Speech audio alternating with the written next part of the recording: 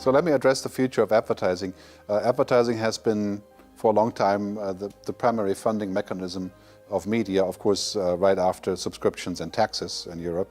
But advertising is funding about 75% of all media production, including television, radio, and print. So what we're seeing now is roughly a budget of $1 trillion that's shifting, about 650 billion in advertising, the rest is marketing and public relations, shifting to digital. And we're going to see that shift happening in the next 5 years. Roughly 30 to 50% of that money will move to digital.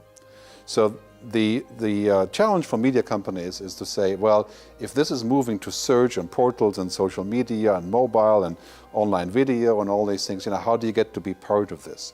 How do you get to reinvent advertising? And the main trend in advertising is that we have to get rid of the concept of interruption, which is television driven. So you're sitting down, you're seeing something you don't want to see, but you see it 50 times over, and then you end up buying something.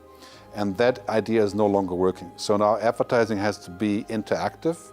It has to become like content so that people want to see it, which means that the television and the computer and the mobile device that you have to know you so that they synchronize with what you're trying to do.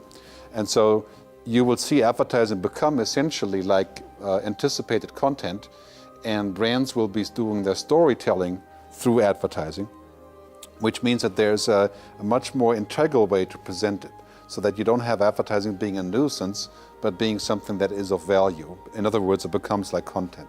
So for media companies, this is a great trend, because after all, that's what they do, is they create content.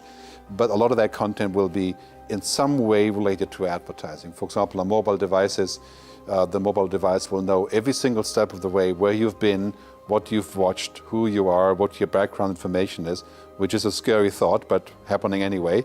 And so advertising can synchronize with that and be meaningful. For example, when you go to the store, it will send you a coupon saying that these pants are 50% off, and you've looked at them for a long time, here they are, right? So this kind of advertising becomes contextual, becomes meaningful, becomes personal, and possibly making us a little bit naked, digitally naked. But that is a trend for the future. And so media companies have to be involved in the process of reinventing advertising, because that is 75% of their bottom line. That's not going to change. And this is a very important thing, to not leave that to technology companies. That is a crucial challenge.